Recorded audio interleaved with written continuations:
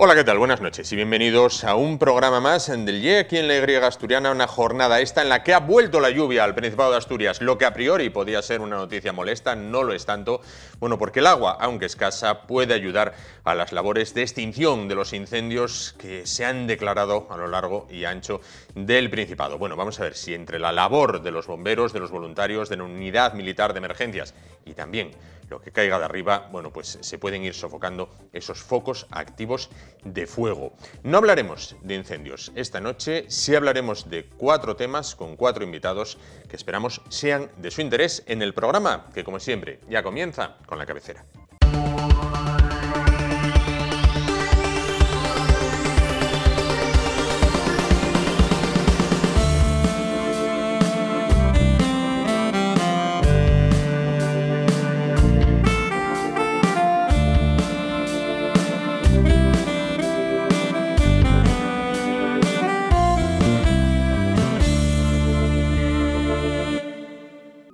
Bueno, pues vamos a comenzar el programa de hoy hablando con representantes, en este caso con la delegada de una asociación a la que ninguno de sus integrantes quiere pertenecer o quería pertenecer. Vamos a ver, normalmente hablamos de asociaciones de vecinos, de asociaciones, bueno, culturales, de distintos tipos de asociaciones. El asociacionismo, palabra tremendamente difícil de pronunciar, bueno, pues ha florecido en nuestro país de una manera espectacular. Sin embargo, hay una asociación en concreto en la que, como digo, ninguno de sus miembros pues, quería pertenecer a ella, ninguno quería participar, ni ser delegado, ni miembro de base. Se trata de la Asociación de Víctimas del Terrorismo.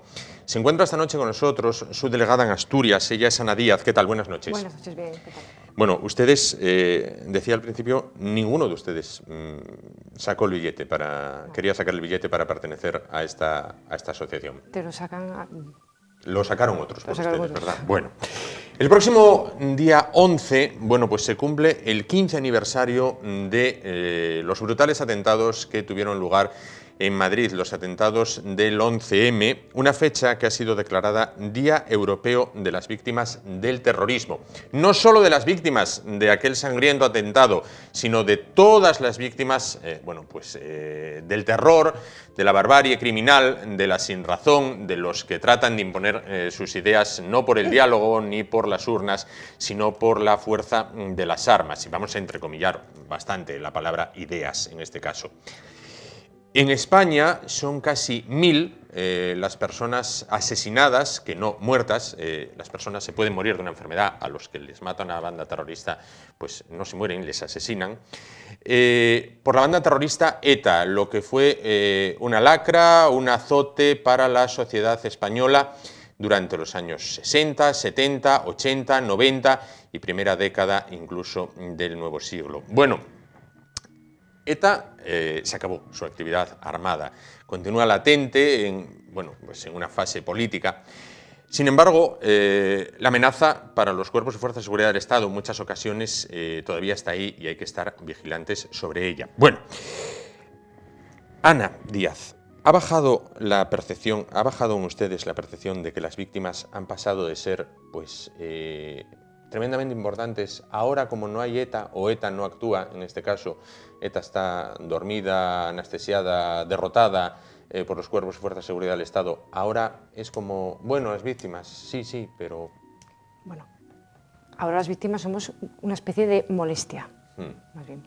Se suele tener la idea equivocada de que, como ETA ya no existe, como consecuencia de ello, las víctimas no existimos, y nada más lejos. Es más, ya no solamente estamos hablando de víctimas del terrorismo de ETA, sino que hay terrorismo de muchas etiologías. Y por desgracia últimamente tenemos muchos más de corte o de etiología yihadista. Entonces, que la sociedad sepa que el terrorismo existe, que los terroristas matan y que cualquiera puede ser víctima. Bueno, en reconocimiento a las víctimas del terrorismo, el próximo día 11 en la Plaza Ángel González de Oviedo va a tener lugar un acto en esa plaza. Bueno, para aquel que no la conozca, hay un monolito donde están grabadas en piedra los nombres de todas las víctimas del terrorismo en España. ¿Digo bien? Sí. Bien. Bueno, cuénteme un poquito, ¿en qué va a consistir ese acto? Bueno, es un acto muy emotivo, por lo menos para nosotros. Claro. en el que siempre contamos con la presencia de los representantes de fuerzas y cuerpos de seguridad del Estado y de las Fuerzas Armadas, de muchas víctimas y de muchos amigos y gente muy solidaria. Es un pequeño acto muy sencillo, en donde hacemos lectura de un manifiesto, se guarda un minuto de silencio y bueno, se aprovecha pues, para honrar la memoria de aquellos que murieron víctimas de la lacra. Este año, al igual que el año pasado, al que yo no pude asistir por motivos personales, contamos con la presencia de numerosos representantes políticos y yo quiero agradecer desde aquí pues, a todos los grupos, tanto municipales como autonómicos, la presencia y animo a todos los vecinos, pues no solamente de Oviedo, sino de toda Asturias, a que participen en ese homenaje. ¿Se han sumado todos los grupos políticos? En principio, sí. En principio cuentan con ellos. En principio yo cuento con ellos. Claro. Bueno, estamos precisamente en época preelectoral. A los que no vengan, perdona, les pondremos falta. Claro, por supuesto. Estamos precisamente en época preelectoral. Cuando llegan estas fechas, cada 4 años, o cada 3, bueno, cada poco vamos al colegio a votar. O cada 2. O cada 2, sí. ¿Se han sentido utilizados políticamente? ¿Buscan la foto los políticos? Vamos a ver, yo creo que cuando se hace campaña, un político quiere resaltar con fotos todo aquello que quiere poner en práctica y las víctimas del terrorismo son una de ellas. Pues igual que otro tipo de colectivos o cualquier otro tipo de políticas sociales. Sí es verdad que hay partidos políticos que siempre nos llevan en su agenda y otros partidos que nunca. Nunca. Nunca. Jamás. Bueno, una de las críticas... Sí, perdona, y hay otros partidos que te llevan, pero luego tampoco. Y luego tampoco, ¿no? Ya aprovechando. Claro. Una de las críticas que se hace al actual Ejecutivo Central, el Ejecutivo de Pedro Sánchez, es que ha llegado al poder apoyado por proetarras. ¿Ustedes comparten esa opinión? No. Yo particularmente no. En mi opinión, sin representar a nadie, porque me imagino que dentro de la Asociación Víctimas del Terrorismo y dentro de las víctimas del terrorismo que no sean asociados, cada uno tiene su opinión. Ahora, la mía personal es que yo con los proetarras no voy a ningún sitio. No, a lo que me refiero, una de las críticas que se hace es que es presidente del Gobierno con el voto de Bildu y demás partidos. Si yo fuera Pedro Sánchez, no hubiese sido presidente. Con el apoyo de Bildu o hubiera HB o desechado la posibilidad. La propuesta. ¿Se sienten solos las víctimas? ¿Se sienten solas? Siempre. Y me explico. Es una condición de víctima del terrorismo. A veces el primero, que es real, ahora ya no tanto, pero al principio, como ya alguna vez comentamos, ese ostracismo y ese aislamiento es muy real, tanto por parte de la sociedad, que durante muchos años ha intentado ocultar que existiéramos, porque bueno, no conozco muy bien cuáles serían los mecanismos, pero sí es verdad que a lo mejor cuando ignoras un problema piensas que no existe. Políticamente también, incluso ha habido gente que justificaba, y ahora yo creo que ya con mucho más lasitud justifican la actuación de ETA, pero es verdad que ha habido parte de la sociedad, mucha, que sí ha apoyado a las víctimas de terrorismo, cuando ha habido que apoyarlos. Claro. Recientemente falleció Xavier Arzallus, un hombre que pronunció aquella frase de unos agitan el árbol, otros recogen las nueces. Una frase tremendamente desafortunada, en mi opinión. Pues sí, ahora ya no se puede preguntar qué fue lo que recogió él. Claro. Bueno, que allí nos espere muchos años. ¿Ha cambiado o han cambiado los objetivos de los terroristas? Bueno, es que los objetivos de los terroristas han cambiado, pues no, porque el objetivo de un terrorista, como su palabra indica, es buscar el terror. Entonces, pretenden conseguir unas reivindicaciones políticas a través del terror, pues matando. Da igual la escala, pero ahora estamos hablando, por ejemplo, de la teología yihadista, de las dos grandes ramas que hay, que es bien el Daesh o ahora mismo lo que tenemos en toda la parte de África como un Al-Qaeda, el Al-Qaeda del Magreb Islámico. Entonces es muy complicado, pero sí es verdad que es una amenaza que está ahí, que es real que vale que no tengas que vivir con la psicosis y la preocupación de que te puede tocar, pero está ahí. Claro. Y hay que ser precavidos. Vamos a ver, yo actualmente tengo 43 años. Durante muchos años, supongo que a usted le pasaría muy similar, en todos los telediarios, ya fuera el de por aquel entonces, Televisión Española, porque era la que había, y Radio Nacional, había semanas donde era un día sí, otro día, otro día, otro día. Había un atentado, moría un guardia civil, moría un policía nacional, moría un militar, secuestraban a un industrial. Es decir, crecimos con el terror de ETA. ETA existía, los cuerpos de fuerzas de seguridad del Estado luchaban contra ellos. ¿Cómo explicar ahora a alguien que tenga 20 años o menos que aquello era prácticamente a diario? Porque ahora es como en plan de, bueno, ocurrió, pero los libros no lo explican a los escolares.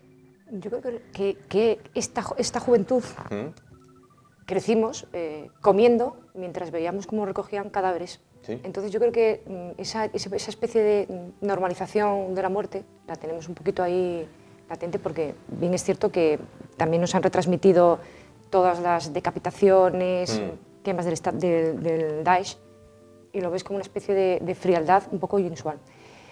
Lo que pretendemos nosotros, tanto la Asociación Víctimas de Terrorismo como otras asociaciones, junto con el Ministerio del Interior y el Ministerio de Cultura, es que esto se traslade, que se ha convertido en una unidad didáctica y que en la ESO se explique lo que fue el terrorismo de ETA y lo que es el terrorismo. Porque ahora mismo los jóvenes de ahora lo ven como una especie de, no sé, de diversión, el hecho de mofarse o de reírse, de humillar a las víctimas de terrorismo, porque vamos a establecer lo que es la línea entre la libertad de expresión y la ofensa.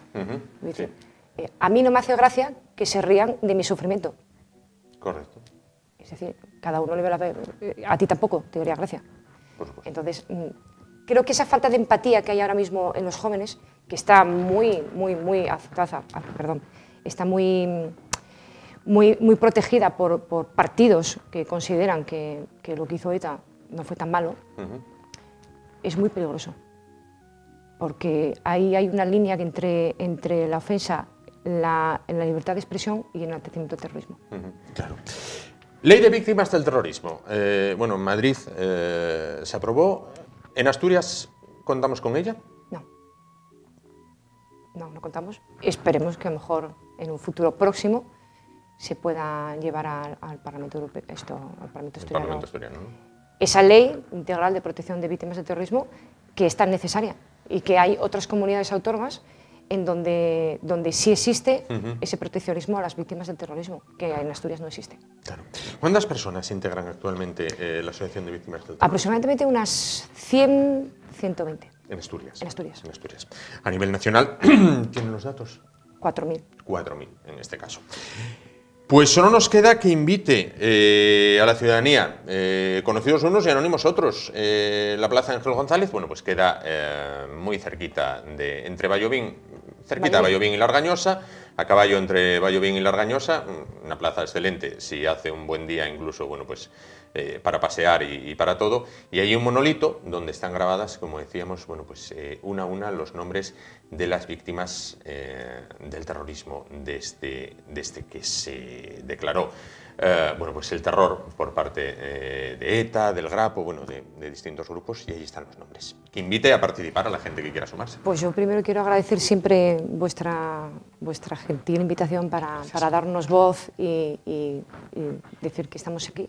Y nada, pues invitar a toda la gente que quiera participar en un acto emotivo en donde ojalá no fuera el Día Europeo de las Víctimas del Terrorismo, sino que fuera el Día Internacional o Mundial de las Víctimas del Terrorismo, y que en todas las ciudades de España se llevara a cabo, pues, de España y del mundo, porque no es algo que sea circunscrito solo a España, sino que pues, en Francia, Alemania, Inglaterra, Bélgica, pues, en todos esos países donde la lacra del terrorismo golpea, en África, en Oriente Medio, Próximo, pues que se haga un homenaje, y que hay mucho sufrimiento en el mundo. Claro. Y que su recuerdo perdure, el recuerdo de las víctimas perdure y que no caiga en el olvido, sin duda. Porque una persona no muere del todo mientras que alguien la recuerde. Pues sí, exactamente. Muchísimas gracias, Ana Díaz, delegada en Asturias de la VT, de la Asociación de Víctimas del Terrorismo. Pues volveremos a hablar, sin duda, dentro de un tiempo. Gracias. Cuando queráis. Hasta luego. Nos vamos muy rapidísimamente a publicidad, volvemos, continuamos con el espacio de hoy. Hasta ahora.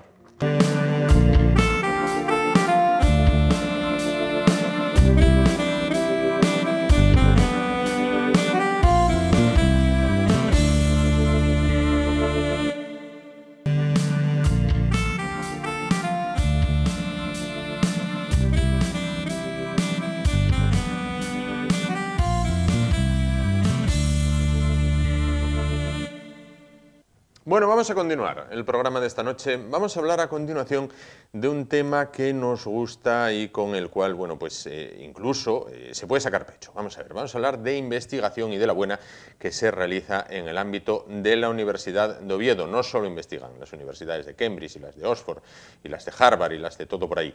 No, desde aquí, desde la Universidad de Oviedo, también se investiga mucho y bien. Bueno, prueba de ello es que un equipo de la propia universidad ha conseguido financiación europea para investigar durante 18 meses, bueno, pues temas que tienen que ver con los antibióticos, con fármacos. Bueno, para hablar de todo ello, se encuentra esta noche con nosotros el responsable del proyecto, él es Ángel Mantecas, profesor titular de la Universidad de Oviedo. ¿Qué tal? Buenas noches. Hola, buenas noches. Bueno, vamos a ver si lo explicamos de una manera tremendamente divulgativa, que lo entienda pues hasta yo, en este caso, ¿vale?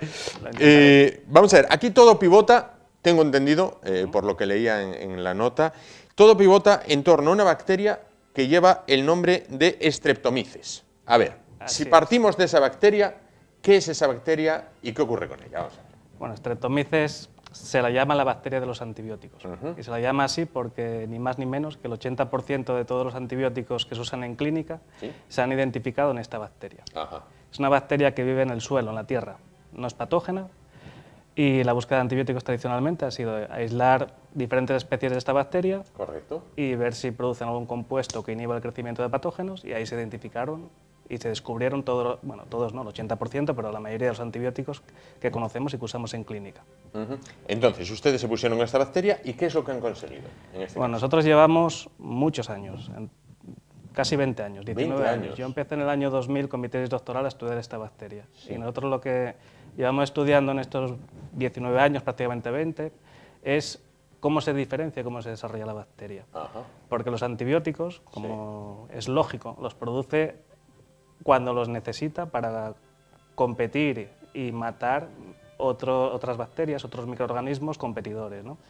Entonces los produce en fases muy concretas del desarrollo. Y lo que hemos descubierto ahora, en el último año realmente, hemos encontrado un gen clave que lo que hace es desregular la producción de antibióticos de forma que los produce como nosotros queremos, desde el principio y mucho. O sea, no cuando los necesita en la naturaleza, sino siempre, que es lo que queremos en el laboratorio. ¿Pueden acelerarla? La aceleramos muchísimo. Y lo que es más importante, Streptomyces produce muchos antibióticos, pero buena parte de ellos, la mayoría, en el laboratorio no somos capaces a verlos, a activarlos. Porque la bacteria no ha evolucionado para crecer en el laboratorio, ha evolucionado para crecer en la naturaleza y los produce cuando los necesita, ¿no? Pues el gran hito que hemos conseguido ahora es que al desregularlo gracias a este gen, conseguimos activar muchos de esos antibióticos en el laboratorio que no los podíamos ver hasta ahora.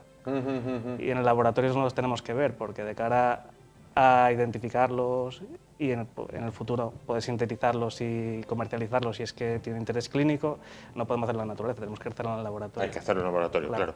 Esto ha llamado la atención a instituciones europeas y les han dado financiación para 18 meses. Sí, así es. ¿La financiación es siempre el caballo de batalla de los investigadores? Hombre, por supuesto. Y también la financiación y el tiempo. Porque ya, aparte del importe, si es más alto o más bajo, también el corto plazo, ¿no? 18 meses, en cierto modo, es poco tiempo. Claro. Al conseguir financiación para 18 meses, se aseguran gasolina para el coche para 18 meses, digamos, de la investigación, pero es una carrera contrarreloj. Ustedes saben que tiene un principio y un final. Sí, así es. Lo que pasa es que este proyecto que hemos conseguido es lo que se llama una prueba de concepto, que es ni más ni menos una idea que haya surgido en un proyecto de investigación básica como es esta. Hemos encontrado este gen que activa los antibióticos. Pues ver su viabilidad industrial, ver si de verdad se puede aplicar a la industria, en este caso industria farmacéutica, búsqueda de nuevos antibióticos. Entonces, básicamente lo que vamos a hacer es, lo que hemos hecho en el laboratorio en una única especie de Streptomyces, ¿sí?, extrapolarlo a muchas más especies y algunas de interés industrial, para ver si es general, que es lo que nos interesa ahora. Entonces, 18 meses realmente es poco para un proyecto científico, pero en este caso, que es una prueba de concepto, es ver si esto funciona, ver si es general, la verdad es que sí que está muy bien y dará tiempo. Claro. Bueno, la industria farmacéutica es una de las más poderosas que hay en el mundo. Sí, por supuesto. Lograr abrir esa puerta sería tocar con un dedo en el cielo, ¿no? Sería muy, muy bueno. Otra cosa es lo que tenemos que hacer en esta prueba de concepto, ver si de verdad es general, si funciona, y también, que porque yo no quiero tampoco generar falsas expectativas, ¿vale? Echar las campanas al vuelo. Sí, realmente incluso aunque funcione, encontrar nuevos antibióticos depende de que existan. O sea, vamos a activar lo que ya está en la naturaleza, pero puede ser que incluso funcionando, que nos dediquemos a buscar entre estos nuevos antibióticos que hemos despertado, por decirlo de alguna manera, y que no aparezca nada nuevo. Podría pasar también. Claro. Pero bueno, así es la ciencia y hay que ir poco a poco. Por supuesto, claro. ¿Y esto cómo revolucionaría la búsqueda de los antimicrobianos entonces? Realmente yo creo que casi es cultura general, que yo creo que todo el mundo conoce, ¿no? Que hoy en día hay un gran problema de resistencias antimicrobianas, ¿no? Sí. Bacterias que son resistentes algunas a todos los antibióticos conocidos. Sí. Entonces, ¿cómo se puede combatir eso? Pues por un lado, usando mejor los antibióticos que ya tenemos, cosa que se está empezando a hacer y está haciendo bien, pero por otro lado sería muy bueno encontrar antibióticos totalmente nuevos a las que las bacterias no estén acostumbradas, por decirlo así. ¿Cómo revolucionaría esto el sector? Pues fundamentalmente desde el año 2000 no ha aparecido ningún antibiótico nuevo. ¿No? Sí, ninguno, ni uno. Y por síntesis química, digamos, hablando así de una forma muy coloquial, ¿no? No somos lo suficientemente listos para diseñarlo. Por eso tenemos que volver a la naturaleza. Volver a la naturaleza a ver si encontramos antibióticos nuevos. Y volver a la naturaleza supone hacer cosas diferentes. Si repetimos lo que se ha hecho tradicionalmente, que son cultivos de laboratorio normales, por decirlo así, vamos a redescubrir lo ya descubierto. Por eso esto puede ser una de las llaves para activar nuevos compuestos antibióticos que no hemos activado hasta ahora, y ahí podría haber fármacos nuevos, ¿no? Fármacos en general, antimicrobianos, más que antibióticos. Claro, bueno, les quedan 18 meses de trabajo duro, de trabajo arduo por delante. No obstante, usted, con la experiencia acumulada de estos 20 años, ¿intuye que puede haber buen resultado? Hombre, yo soy muy optimista. Otra cosa es saber en qué queda todo, ¿no? Pero realmente también que nos hayan dado el proyecto es porque el proyecto promete. Yo llevo 20 años trabajando con esta bacteria, he trabajado con muchísimos genes y nunca he visto lo que he visto en el mutante de este gen, es la cepa en la que activamos este gen. Es impresionante, o sea, que produzca desde el tiempo cero los antibióticos y que se active la producción de prácticamente todo, cuando digamos la cepa natural, la especie natural puede producir unos 20 y solo produce 4 en el laboratorio, pues en la que hemos inactivado este gen está produciendo 18 de los 20, o sea, prácticamente todo. Claro. Y eso no lo he visto en la vida, por eso soy muy, muy optimista. Pinta bien, pero veremos. Entonces. Sí, yo soy Pinta bien. Bueno, para un equipo investigador como el que usted encabeza aquí en la Universidad de Oviedo, ¿qué significa lograr financiación del ERC? ¿Qué es el ERC, lo primero? El ERC es el Consejo Europeo de Investigación, sería la traducción. Ajá, bien. Y básicamente es el organismo europeo de más prestigio, con diferencia, a nivel de ciencia. Porque financia, para conseguir un proyecto de ERC, no basta con tener un proyecto normal, hay que tener un proyecto, digamos, rompedor, en la frontera del conocimiento, algo que si sale bien revoluciona el sector, por decirlo de alguna manera. Entonces, a nivel de prestigio es muy, muy importante. El prestigio pues ayuda a tener más proyectos en el futuro, hablando en plata, ¿no? Sí, lógico. Y por supuesto, a nivel de financiación es una buena financiación. O sea, los proyectos RC, 150.000 euros, no es que sea un dineral, pero para 18 meses y para lo que es una idea muy concreta, ver si la viabilidad industrial está muy bien, está muy bien. Bueno, cuénteme un poquito cómo fue ese momento, ¿no? Le suena el teléfono y le dicen, Ángel, que el RC dice que sí. Hombre, pues ya te puedes imaginar, porque uno siempre, cuando escribes un proyecto de este tipo, raro es que lo hagas por probar, o sea, si confías en tu idea y además tienes un background detrás, bueno, una base detrás, ¿no? De 20 años en este caso, pero bueno, siempre te queda la duda, ¿no? Entonces sí, o sea, fue algo increíble. O sea, es la sensación de esas buenas, que en ciencia sí, la mayoría, tenemos muchas frustraciones, porque muchos experimentos que hacemos salen mal, que bueno, mal es una forma de decirlo, porque un resultado negativo es un resultado también, ¿no? Pero cuando te sale un resultado positivo, te sale un gran proyecto de estos, es un subidón, hablando rápido. ¿Cuándo arrancan? En junio, el 1 de junio. El 1 de junio, bueno. Y por delante, como decimos, esos 18 meses. Usted no está solo en este proyecto, hábleme un poquito de su equipo. Bueno, pues somos un grupo de tamaño medio, por decirlo de alguna manera. Somos un técnico de laboratorio, 2 doctores, un estudiante de doctorado, una chica que está haciendo su tesis doctoral y yo mismo. O sea, está bien. O sea, yo creo que es un grupo ni muy grande ni muy pequeño, creo que es lo ideal. El justo, ¿no? Para... Sí, porque un grupo muy grande también a veces pasa que no es inabarcable como jefe, ¿no? También. Claro. Yo creo que está bien. Y para una institución como la Universidad de Oviedo, vamos a ver, una universidad uniprovincial, en este caso, no excesivamente grande, bueno, pues, ¿qué le han dicho? Hombre, pues este proyectos de RC en la Universidad de Oviedo hasta ahora solo ha habido 4. Y de la prueba de concepto, que es, digamos, la prueba de concepto es la convocatoria en la que yo he conseguido este proyecto. Es el primero que hay en la Universidad de Oviedo y creo que en Asturias. Entonces, bueno, para la universidad es mucho prestigio. Este tipo de proyectos te ponen en el mapa, por decirlo de alguna manera. Sí, lógico. Sí. Fantástico. Bueno, me decía que el ERC en este caso, se fijen ustedes, abre la puerta a nuevos proyectos. Aunque ya 20 años peleando con el Streptomyces, ¿qué más proyectos hay por ahí al corto, medio o largo plazo? Bueno, nosotros seguimos en la parte de investigación básica, que es entender cómo se desarrolla esta bacteria y cómo se activa la producción de antibióticos. Seguimos trabajando, o sea, este gen no salió de la nada, ¿no? Entonces, ahora mismo tenemos un proyecto del Plan Nacional Español y seguiremos haciendo investigación básica. Pero vamos, digamos que ahora estamos poniendo casi todos nuestros recursos en este gen, en esta prueba de concepto. Si esto sale bien, la idea es que no sé desarrollarlo es hacer una patente que podemos comercializar o incluso montar una empresa propia o ya veremos. Si sale mal, pues entonces habrá que seguir con la investigación básica, a ver si encontramos otro gen o otro mecanismo, otro método que pueda llevar a activar estas rutas silenciosas, estas rutas que en el laboratorio nos expresan. Claro. Bueno, cuénteme una cosa. Hay un Ministerio de Ciencia en España. Sí. ¿Se dedica lo suficiente a la investigación, a la ciencia en este país o todavía pensamos aquella maldita frase de que inventen otros, que inventen ellos? Lamentablemente se dedica muy poco comparado con otros países europeos. O sea que la frase de que inventen otros sigue muy viva en España. Yo me duele mucho decirlo, pero es así, sí.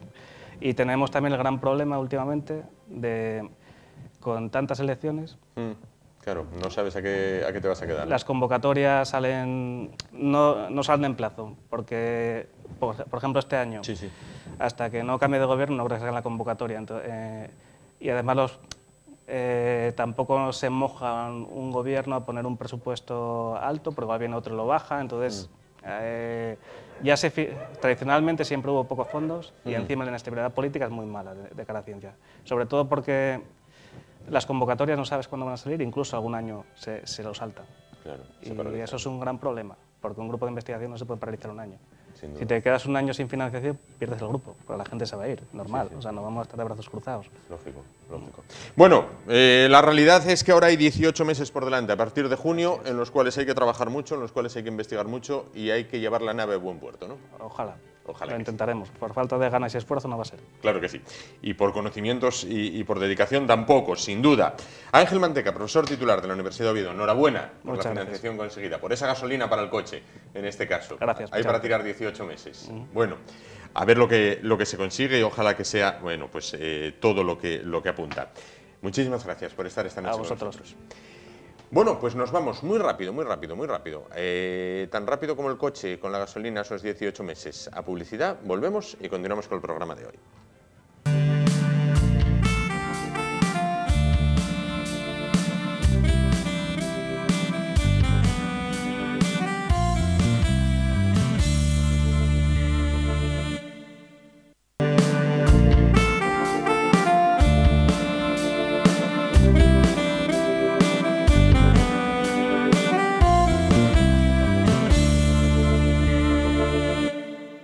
Bueno, pues continuamos el programa en esta noche de miércoles. Tiempo a partir de estos momentos para Espacio Inclusión.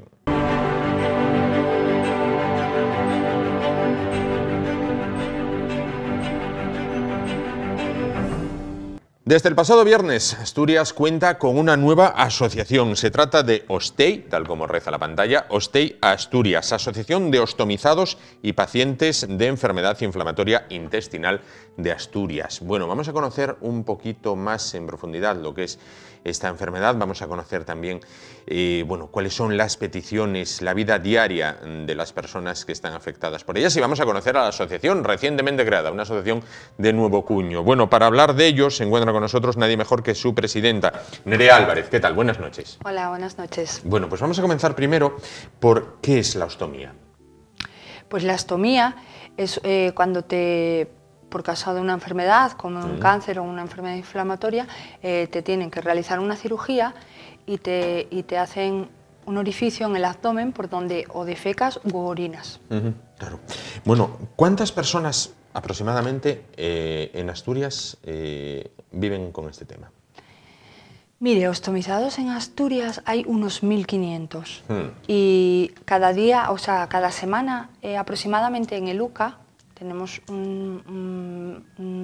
unas intervenciones donde le ponen la bolsa a 4 pacientes semanales. O sea, que esto va en aumento, un 5% anual.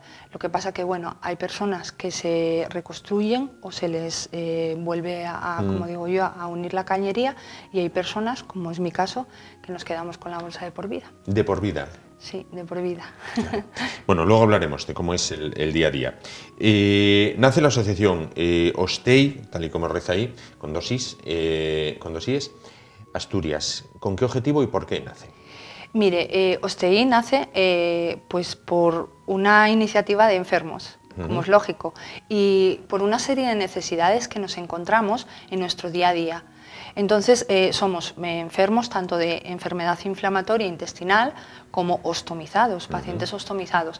Entonces, ¿qué pasa? Que nuestro día a día es súper necesario, por no ponerlo en mayúsculas y resaltarlo, y baños, aseos, que tan cotidianamente vemos en todos los sitios, en todos los bares, en todos los lugares, pues para nosotros es esencial.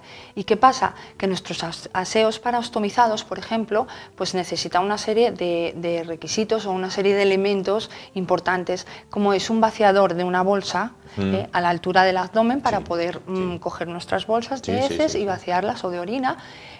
Una repisa pues para colocar nuestros kits que siempre llevamos, los cambios de bolsa, pegamentos, y pues eso, un lavabo con un enjuagador donde poder aclarar dichas bolsas o en un caso de fuga cambiárnoslas incluso. Hay gente que se vacía, hay gente que se cambia, y eso es primordialmente lo que más necesitamos. En el momento que tengamos un baño de pacientes ostomizados, que también pueda ser usado por pacientes de enfermedad inflamatoria, pues seguramente esto ya va desencadenando uno con otro, pero como todavía no tenemos ninguno, y en comunidades como Galicia tienen 28... Eso quería preguntarle, en Asturias entonces no hay ninguno, en todo el territorio de la comunidad asturiana no hay ni uno. No. Aunque parezca increíble, no. Aunque haya 1.500 personas afectadas por el tema. Aunque haya 1.500 y más, porque claro, 1.500 son las que la portamos para siempre, pero claro, pacientes temporales, como decimos, puede haber afectados muchos más, y de enfermedad inflamatoria,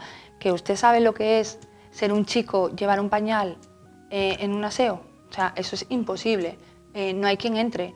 Entonces, muchos aseos de hombres, por ejemplo, no tienen taza. Tienen simplemente los orinales. Entonces, claro, hay que ponerse un poco en la piel del enfermo también, de decir, necesitamos unos aseos. Y claro, y empezando sobre todo por la sanidad, que es donde más quizás lo requerimos. Se requiere. Aunque sea un número simbólico, en Galicia hay 28, me dice, ¿no? En Galicia hay 28, bendita Galicia, ojalá estuviéramos allí, pero bueno, hay que luchar por ellos aquí, ¿no? Nerea, le acabo de decir 28 y se le puso la cara iluminada y me dijo, 28, bendita Galicia. Es que sabe lo Piden bien poco ustedes, ¿eh? Sí, pedimos poco porque como nunca se llevó a cabo por ninguna asociación, entonces es como, a ver, es una necesidad que estamos reivindicando, que estamos pidiendo a administraciones, a políticos, a quien sea, a centros comerciales, estamos llamando a todas las puertas existentes, porque es lo que necesitamos. En el momento que haya demuestra un botón, como decimos, ya luego lo otro va a ser más fácil porque vamos a decir, mire, este es el ejemplo de baño que tenemos y simplemente es esto, el enjuagador, el vaciador de bolsas, un contenedor, o sea, que no estamos exigiendo un baño con unas características ni unas dimensiones, no, es simplemente adaptar un baño. Estamos hablando de un coste quizás que calculamos por prototipos de asociaciones de Galicia y eso con las que estamos en contacto, 2.000, 3.000 euros. O sea, que es lo que decimos, si nos van a dar una ayuda o lo que sea, nosotros no pedimos dinero, no queremos comidas, ni viajes, ni queremos tanto a los laboratorios, por ejemplo, de las bolsas que tanto negocio hacen con nosotros, como a las administraciones. Por favor, pónganos aseos. Sobre todo, empecemos por los hospitales, que tan necesarios son. Ir a una consulta para nosotros, aunque parezca mal, es una auténtica odisea, porque tienes que ir con todo preparado. Y el otro día mismamente, en un hospital de referencia, 3 baños de discapacitados, que a veces, claro, es lo que, a lo que recurrimos, lo que usamos, sin pestillo mismamente, claro. Ponerte a cambiar una bolsa así es un poco pudoroso. Cuando menos violento. ¿Cómo es la vida enganchada a una bolsa?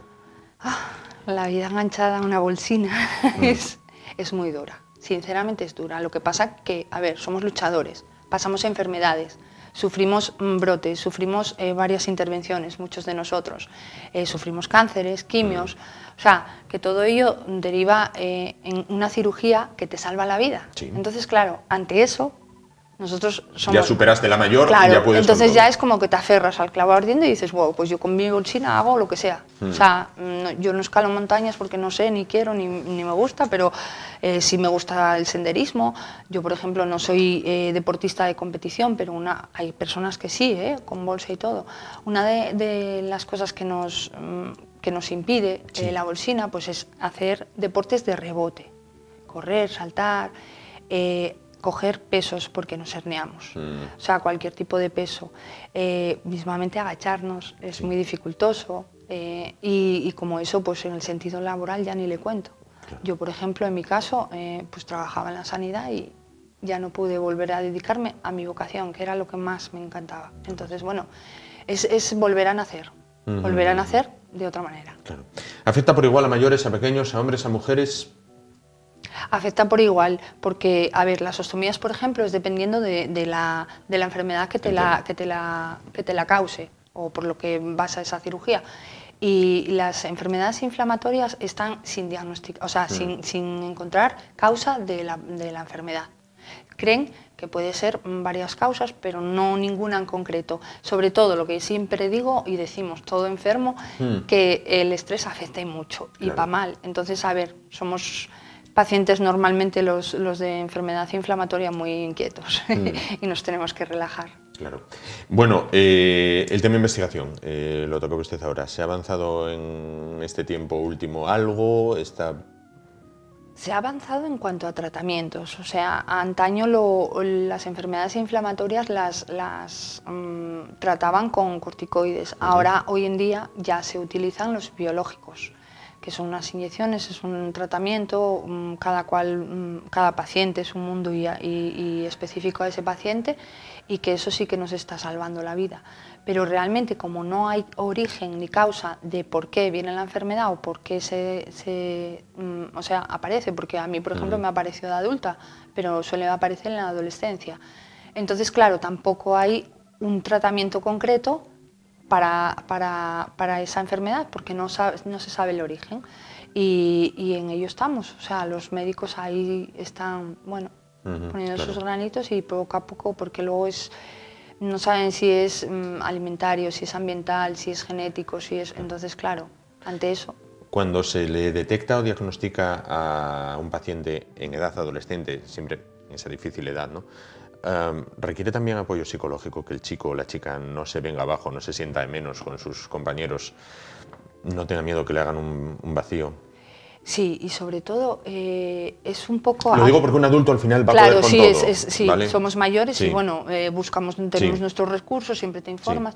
Sí, y además es que requiere de, como digo yo, un equipo multidisciplinar, o sea, porque no solo afecta el intestino, afecta también extradigestivamente a nivel de la piel, a nivel del desarrollo, de la inmunidad, o sea, somos pacientes inmunodeprimidos con bajos nutrientes, entonces claro, tratamientos y acudir al hospital y faltar a clases, y entonces yo siempre digo que hay que tener, o sea, no solo el equipo médico, sino el familiar, el de amigos, el de todo, o sea, es un poco el conjunto.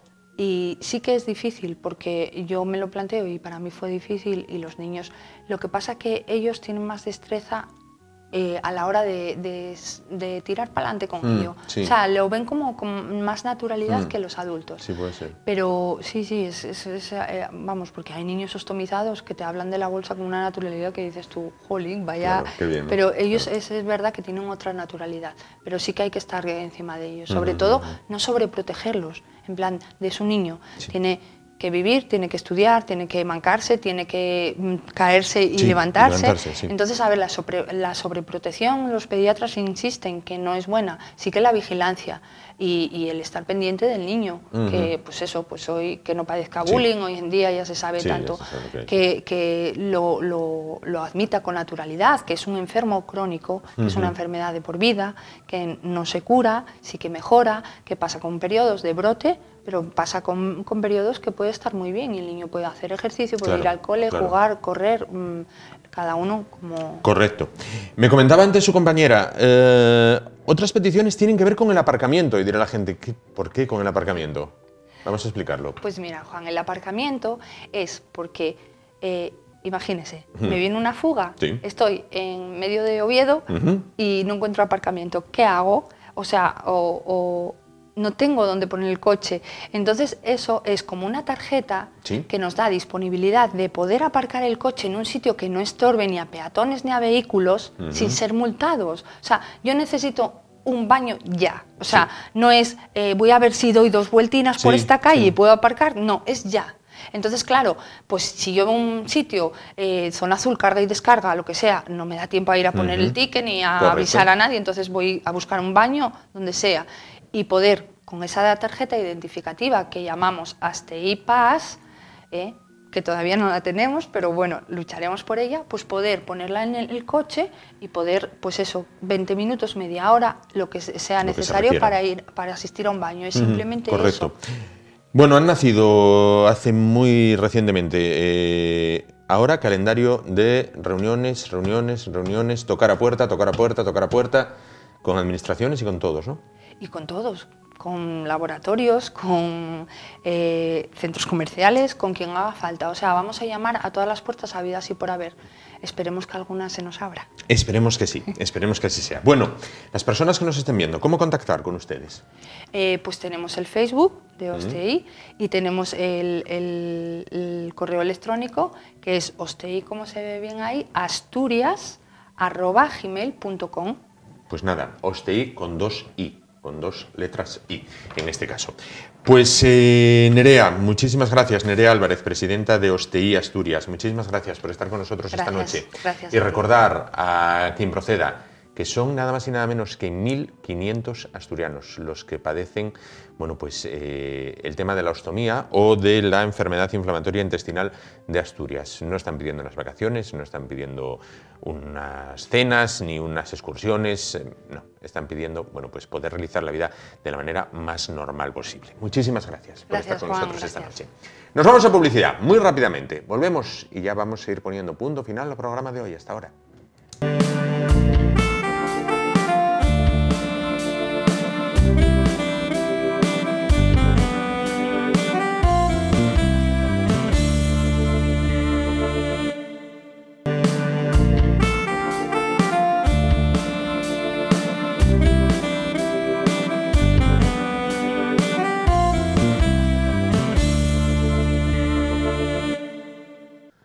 Bueno, pues continuamos el programa de esta noche. Vamos a hablar a continuación de educación en lo que se refiere a formar a los formadores, es decir, a formar al profesorado. ¿Por qué? Porque la UNED, Universidad Nacional de Enseñanza a Distancia, impartirá en Asturias 2 cursos para los profesores de los centros educativos. Serán los próximos días 11 y 18 de este mes. Es una actividad de extensión universitaria dirigida por el profesor tutor Gerardo Fernández y que lleva por título Retos de la educación en el siglo XXI y elementos fundamentales de la educación para docentes de infantil y de primaria. Bueno, pues la persona que se encuentra esta noche con nosotros es Gerardo Fernández, él es inspector de educación y profesor tutor en la UNED. ¿Qué tal? Buenas noches. Hola, buenas noches. Bueno, pues entonces, hecha la introducción de los cursos que va a impartir, he estado leyendo el contenido y hay varias cosas que me han llamado la atención. Quería que me las desglosara un poquito en la medida de lo posible. ¿Cómo se enseña a los alumnos a pensar desarrollando el pensamiento crítico? Pues esa es quizá una de las cuestiones más importantes que se deberían abordar en los próximos años en la educación de los alumnos. Ya a finales de los años 90 hubo un informe de la UNESCO, cuando Jacques Delors dirigía ese organismo, que entre los 4 grandes, digamos, objetivos o finalidades de la educación para el siglo XXI, cuando ya estaba acabando el siglo XX, más de 100 expertos en educación a nivel mundial planteaban que uno de los grandes retos sería enseñar a convivir, enseñar a pensar, enseñar a hacer, lógicamente, y enseñar a comportarse a los alumnos para aprender a vivir en sociedad con unos hábitos saludables. Por tanto, ese yo creo que debe ser uno de los planteamientos de futuro y que hay que transformar y modificar el rol del profesor en ese sentido, porque hay que cambiar un poco el chip en el sentido de que no solamente se consigue educar transmitiendo conocimientos o contenidos, sino que al alumno hay que darle herramientas y estrategias para aprender, lo que se conoce hoy en día como aprender a aprender. Y por tanto, creemos que esa es una faceta importante. Hay autores como Robert Schwartz o David Perkins que trabajaron mucho el tema de las habilidades de enseñar a pensar, el tema de rutinas y destrezas de pensamiento, que ya desde la edad temprana en educación infantil se puede trabajar con los alumnos. Y por tanto, ese va a ser una de las ponencias que impartirá Marisa Fernández Álvarez, que es experta en inteligencias múltiples y trabajó este tema con algunos de sus autores en diferentes cursos de formación que realizó y que está haciendo una labor extraordinaria ya con niños pequeños desde la edad de 4 y 5 años, desarrollando esas rutinas y destrezas de pensamiento, ¿no? Y eso yo creo que el profesor necesita de alguna manera ver esas experiencias prácticas a través de vídeos y a través de la exposición que va a hacer esta ponente en el curso, para que vean la importancia que eso tiene y de alguna manera la idea de Perkins de desarrollar el pensamiento crítico creo que es fundamental en la sociedad actual. Ya no digamos con el tema de las fake news y otra serie de cuestiones que están tan en actualidad, y que de alguna manera a la gente hay que hacerle ver que no todo lo que nos dicen o nos cuentan a través de los medios son ciertas, indudablemente. Que hay que filtrar de algún modo. Hay que filtrar esa información y por tanto ese pensamiento crítico hay que empezar a desarrollarlo desde la escuela. Y los profesores tienen que de alguna manera formar en esa idea de que los alumnos desarrollen ese pensamiento de forma crítica. ¿Y cómo se aprende a resolver conflictos usando las habilidades sociales? Pues de forma muy interesante, a través del diálogo. Es decir, los conflictos en sí mismos, los conflictos son, digamos, inevitables. Existen en la sociedad, en la vida misma, desde siempre y seguirán existiendo, ¿no? Lo que no es lógico es que a veces, y curiosamente, como decía algún autor, cuando hay un problema en las aulas se habla a veces de violencia escolar. Y sin embargo, cuando a veces presenciamos por los medios la guerra de Irak, nos dicen que es un conflicto bélico, ¿no? Es una paradoja a la hora de usar los lenguajes, ¿no? Indudablemente. Pero bien, dicho esto, yo considero que las habilidades sociales son muy buenas y muy necesarias que los alumnos las adquieran, y también el profesorado, por supuesto, porque nadie nace aprendido en este tema. A lo largo de la vida se puede ir aprendiendo muchas de esas habilidades, como desarrollar la empatía, la asertividad, el mejorar nuestra autoestima, que eso conlleva y ayuda a todo lo demás, y sobre todo el autocontrol. Un profesor que no maneje bien el autocontrol de las emociones realmente está perdido en el aula con los alumnos hoy en día, ¿no? Por eso las habilidades sociales son tan necesarias, tanto para alumnos como para profesores. Y consideramos que es importante también educar a los alumnos en el desarrollo de esas habilidades sociales, porque a la hora de resolver los conflictos se pueden hacer de manera pacífica. Hay un autor que es Paco Cascón, de la Universidad Autónoma de Barcelona, que señala distintos estilos de enfrentamiento al conflicto, ¿no? El estilo evasivo, el estilo agresivo, competitivo, el estilo colaborativo. Entonces, claro, lo que hay que enseñar y educar a los alumnos en ese estilo colaborativo de yo gano y tú ganas cuando se desarrolla un conflicto, perdiendo ambos de cada una de sus partes con el fin de llegar a un acuerdo. Esa es la idea de una de las técnicas alternativas de resolución de conflictos de forma pacífica, que es la negociación, y que pueden resolver los conflictos a través de la negociación entre las partes implicadas en el conflicto. ¿Pero tiene que existir negociación entre el profesor y el alumno? En algunos casos sí, se pueden establecer contratos o acuerdos entre el profesorado en temas de comportamiento, de conducta, de estudio, etcétera. Eso a veces en psicología se conocen como contratos de contingencia o contratos pedagógicos que pueden establecer los profesores con los alumnos a su vez. Y por otro lado, es bueno que el profesorado esté formado en temas de otras técnicas como la mediación, por ejemplo, que ahí él puede hacer un papel muy importante el profesor como mediador en la resolución de conflictos entre alumnos, por ejemplo, o a veces con familias. Sí. Es decir, la labor de la técnica de mediación es importante que se conozca. Un autor de la Universidad de Alcalá de Henares, Juan Carlos Torrego, publicó ya hace más de 15 años, en el 2001 creo recordar, un libro sobre las técnicas de resolución de conflictos a través de la mediación, ¿no? Y recuerdo que, bueno, en el año 2001, precisamente ese año, organizé un congreso en la UNED sobre la convivencia en los centros educativos, que trajimos al profesor Torrego, y ahí mostró un vídeo sobre la técnica de mediación para que los profesores y demás personas que asistieran pudieran ver en la práctica cómo se aplica la mediación, ¿no? ¿Qué son las habilidades socioemocionales? Pues las habilidades socioemocionales son algunas de las que antes citábamos, ¿no? Por ejemplo, es fundamental saber escuchar, saber comunicar bien las cosas, mediante un lenguaje, porque nosotros también comunicamos con nuestros gestos. El lenguaje corporal juega un papel importante, ¿no? Entonces, es importante también que los alumnos tomen conciencia de ello, ¿no? Que muchas veces con la mirada, con la manera de gesticular, con la manera de decir las cosas, estamos comunicando también, lo que se conoce como lenguaje no gestual, ¿no? O lenguaje no verbal, indudablemente. Pues bien, esa es una idea clave también en que hay que trabajar esas habilidades, sobre todo la escucha activa, la empatía, saber ponerse en el lugar del otro ante un conflicto o un problema, también eso ayuda. Hay que desarrollar esa habilidad de empatía y sobre todo las técnicas asertivas. Por ejemplo, algunas campañas que hubo en televisión contra la droga, saber decir no, por ejemplo, esas imágenes tan claras y evidentes, eso es saber desarrollar técnicas asertivas, saber decir no en determinadas situaciones o momentos, y el alumno tiene que aprender a decir no, lógicamente, ¿no? Claro. Porque eso es muy importante. Entonces, cuando se trabaja en esas habilidades de tipo socioemocional, ayudamos a la mejora de la convivencia en los centros. Como inspector, en su faceta profesional, ¿ha perdido autoridad el docente en el aula en España? Yo creo que en las últimas décadas realmente se ha perdido sobre todo una relajación de costumbres. La propia sociedad marca a veces las pautas de lo que ocurre en las escuelas. La escuela es un subsistema dentro del sistema más amplio que es la sociedad y lógicamente no es ajeno a la influencia social. Hubo un cierto deterioro. Probablemente hace ya muchos más años, 30, 40 años, la figura del profesor por parte de las familias era vista con otros ojos. De alguna manera tenían, no sé, más endiosado, entre comillas, al profesorado y le daban plena autoridad para educar a los alumnos. Sin embargo, la sociedad actual ahora es mucho más exigente. Yo creo que muchos padres a veces exigen demasiado a los profesores y se sienten estos muy presionados. Hay que pensar que muchos profesores, por ejemplo, intentan llevar a cabo una labor educativa lo mejor posible, lo mejor que saben, y sin embargo a veces reciben bastantes críticas que les afectan a ellos emocionalmente también por parte de muchas familias, ¿no? Cambió totalmente la situación en ese sentido. Y entonces eso deterioró quizá el grado de autoridad que tenían los profesores y el prestigio a nivel social, ¿no? Y de alguna manera eso les influye a la hora de tomar decisiones, sobre todo en el ámbito educativo, porque tienen miedo. Todavía recientemente yo recuerdo el caso de un director con un alumno muy problemático en las aulas, que decía que tenía miedo cogerlo y que le pudiera producir un moratón y que fuera denunciado ante la policía por los padres. Y es un alumno que se tira al suelo, es un alumno ya con 11 años, que ya tiene un desarrollo físico bastante ya elevado, etcétera, y que los profesores tienen miedo a actuar sobre él. Pero vamos a ver, no entiendo.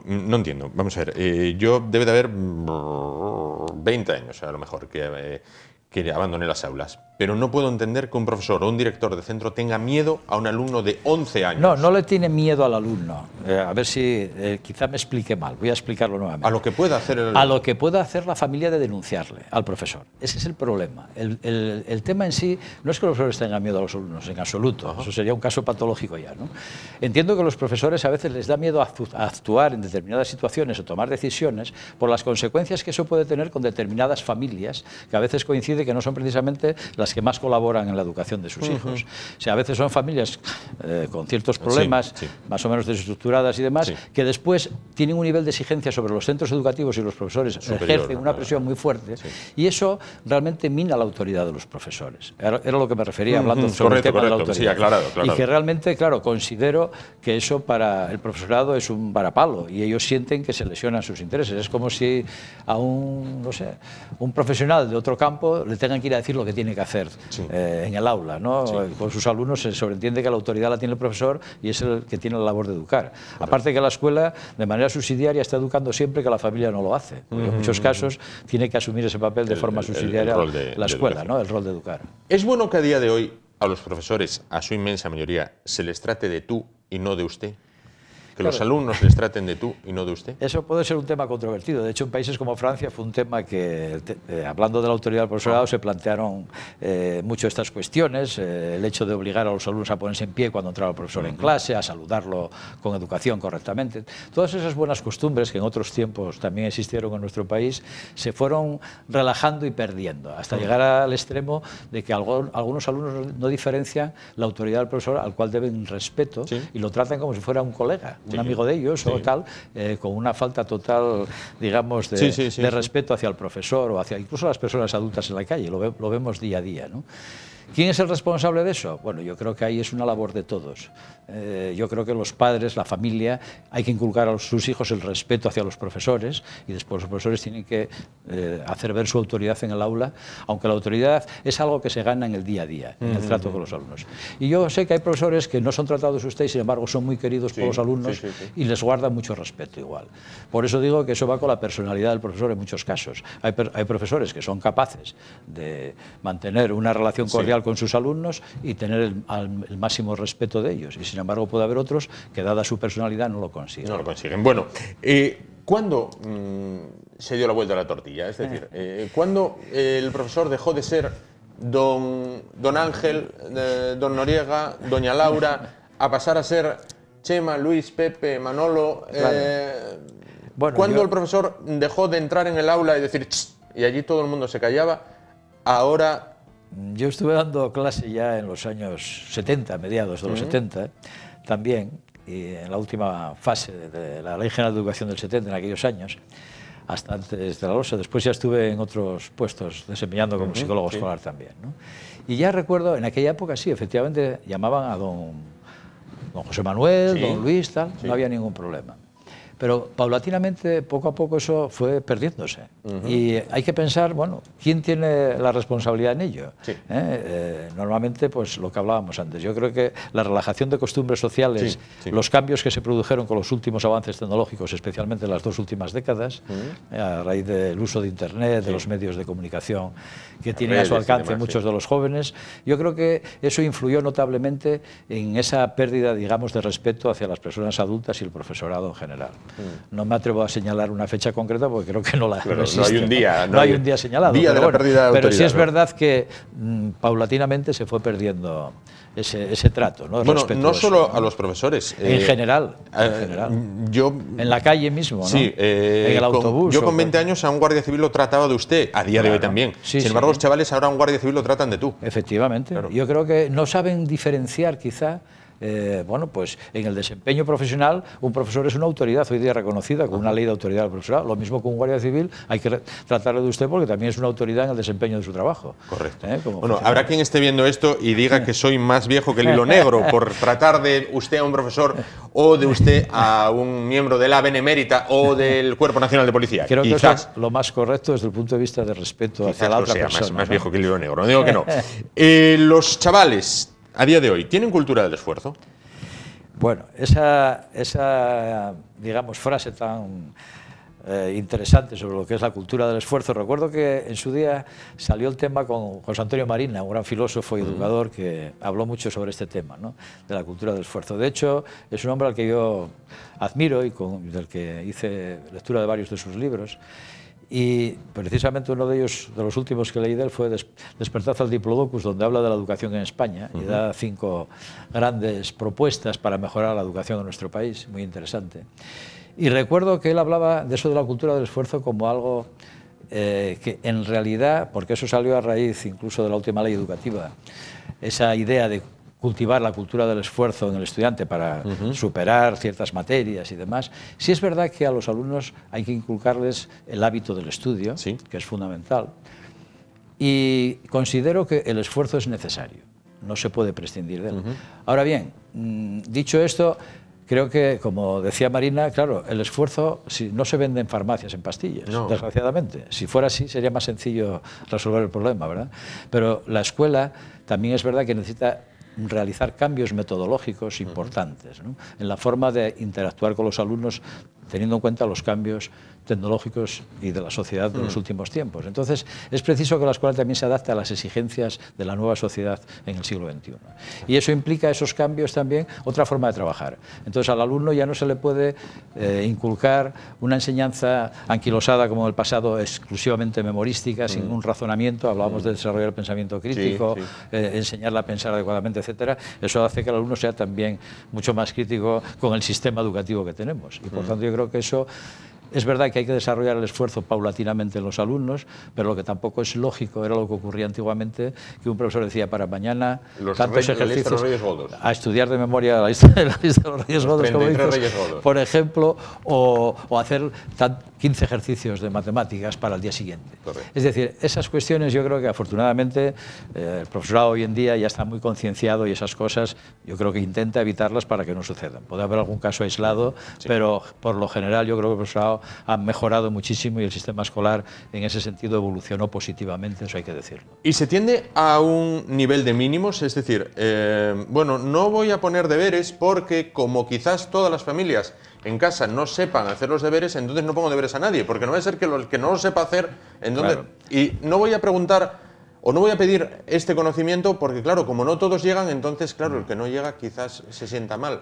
Es que verdaderamente me parece absurdo. El tema de las tareas o los deberes escolares para casa, bueno, es objeto de debate actual en muchos casos, ¿no? Yo asistí hace unos años a un Congreso Internacional de Educación en Granada, donde un profesor de aquí de la Universidad de Psicología de Oviedo precisamente hizo un trabajo de investigación muy interesante sobre los deberes, el profesor Núñez, actual decano de Psicología, y explicaba claramente que efectivamente tiene que haber una cierta racionalidad durante el tiempo que supone la realización de los deberes. Y eso los profesores tutores de cada grupo, sobre todo en primaria, tienen que regular que el tiempo que puedan emplear los alumnos no sea excesivamente elevado, por lo que hablábamos antes. Y ya en secundaria, o sea, una actividad de un día para otro o dos puede venir bien como forma de ir generando esa cultura de esfuerzo que hablábamos antes, que es necesario ir cultivando, ¿no? El hábito de estudio y de trabajo diario. Pero de ahí a las atrocidades que antes se hacían no es lógico. Y en secundaria sí, en secundaria ya a las que sobrevivimos. A las que sobrevivimos la mayor parte, aquí estamos para contarlo. Efectivamente, a pesar de ello, estamos aquí hablando de ello. Pero no, eso no nos hace, digamos, no podemos justificar el sistema, porque también somos conscientes de que no era lo más correcto ni lo más acertado, probablemente. Yo soy consciente de que muchas de las cosas que estudiamos en el currículum de nuestra época no las utilizamos jamás en la vida. Por eso el uso o aprender esas habilidades socioemocionales que hablamos, eso lo vas a emplear a lo largo de tu vida siempre. Claro. Saber desarrollar la empatía, la asertividad, etcétera, a lo largo de tu vida lo vas a emplear a nivel profesional y a nivel personal en muchas ocasiones, ¿no? Más en el personal, quizás. Más en el personal. Bueno, el curso, los cursos, 11 y 18 de marzo. Ese es el primero, efectivamente. Bueno, el 8 y el 15 uno y el 11 y 18 el otro, sí. Empezamos precisamente este viernes con los elementos fundamentales de la educación el viernes 8 y lo acabamos el 15 y después el día 11 empezamos el de retos de la educación para el siglo XXI y lo acabamos a el lunes siguiente. Pues un placer hablar con usted, Gerardo Fernández, inspector de educación y profesor tutor en la UNED. Muchísimas gracias por compartir con nosotros gracias a ustedes por este tiempo de educación, en el cual nos dimos cuenta que quizás seamos muy mayores, pero que muy mayores. Pero bueno, es un quizás placer. Somos más sabios también en este caso. Yo creo que hay que ver la edad como un factor también positivo en el sentido de vivir para contarla, como dijo García Márquez en su autobiografía, ¿verdad? Sin duda, sin duda. Y qué gran razón tenía. Muy bien. Bueno, nos vamos muy rápidamente a publicidad. Volvemos y no nos vamos a publicidad, me indican. No, llegamos al final del programa de hoy. Nos hemos quedado sin tiempo, con lo cual volvemos mañana, ya lo saben, a partir de las 10 de la noche, aquí en el JET de Asturias Televisión. Gracias por su atención y muy buenas noches.